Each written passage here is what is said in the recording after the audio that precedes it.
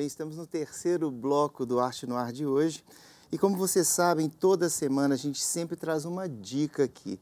Como hoje as atrações são todas artistas de Congonhas, a gente trouxe aqui o Sérgio Rodrigo, diretor do Museu de Congonhas. Tudo bem, Sérgio? Tudo bem, é um prazer estar aqui. Seja bem-vindo. Muito obrigado pela oportunidade.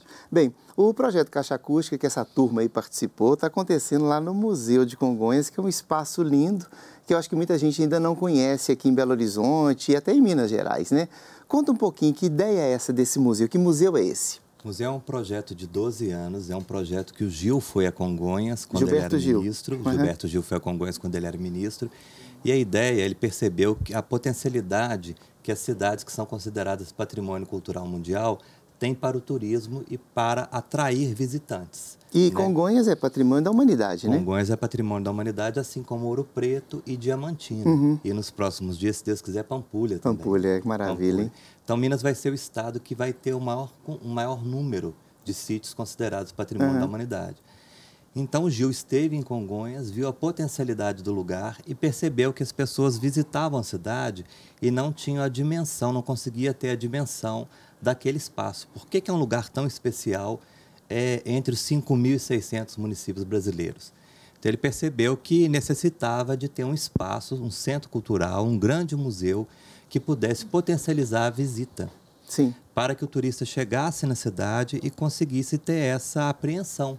Por que ele está num lugar tão especial aí, diante desse cenário de 5.600 municípios? Agora, muitas pessoas perguntam o seguinte: existia aquela ideia de tirar os profetas lá de frente da igreja, né, do Bom Jesus, e colocá-los no museu. Essa é a ideia original do museu ou esse projeto foi alterado? Como que que fase que vocês estão atualmente? O museu, ele nasce com uma série de perspectivas. A primeira, como eu te disse, é potencializar a compreensão do sítio histórico. Sim. Dentro do sítio histórico, nós temos a questão dos 12 profetas.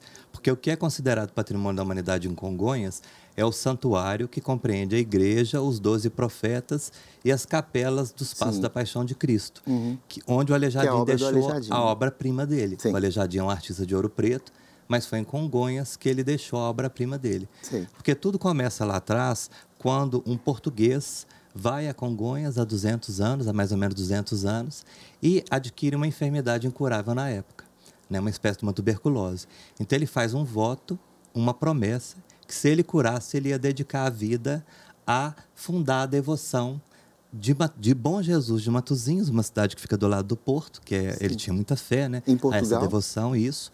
Então ele dedica o resto da vida, aí ele obtém a cura e paga com o ex-voto, que é a representação dessa promessa. Sim. Chama o Aleijadinho cria tudo aquilo que está ali.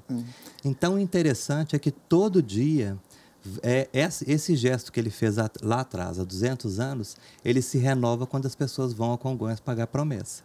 Que maravilha. Então, Aleijadinho deixou essa marca em Congonhas, muito forte, que é essa obra magnífica que todo mundo conhece, por exemplo, os 12 profetas, né?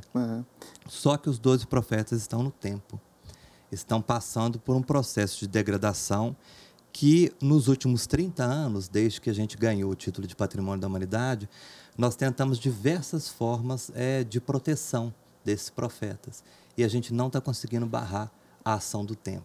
O que é pior é o quê? A poluição, o clima? O que afeta mais? Congonhas conseguiu barrar a questão do vandalismo, porque hoje a gente tem uma vigilância, né? 24 horas, o tempo inteiro, lá tem vigia tomando conta desses profetas. Então, isso a gente conseguiu romper, barrar com esse processo aí, que as pessoas iam lá e deixavam marca lá. É um absurdo, né? É um absurdo. E deixavam marca nos profetas. Só que a gente não consegue barrar a poluição atmosférica, né? Congonhas é uma cidade cercada por grandes mineradoras. Todas as grandes mineradoras estão em Congonhas, praticamente todas as grandes mineradoras estão lá.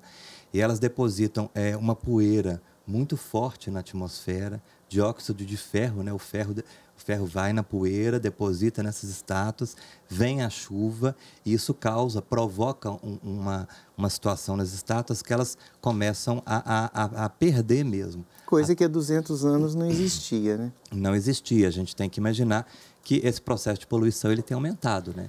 Claro. Então a gente tem esse dilema, tira ou não tira os profetas. O que o museu está fazendo é o seguinte, o museu ele lidera 3 linhas de pesquisa para a proteção desses profetas.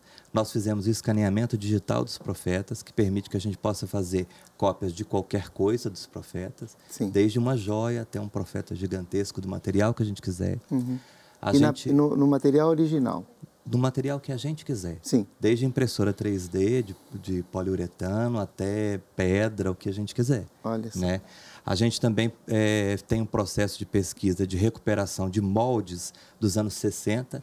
Nos anos 60 foram feitos moldes dos profetas, só que esses moldes são moldes do IPHAN e ficaram em vários locais. Então, eles perderam muito, são moldes que estão no estado de degradação muito avançado.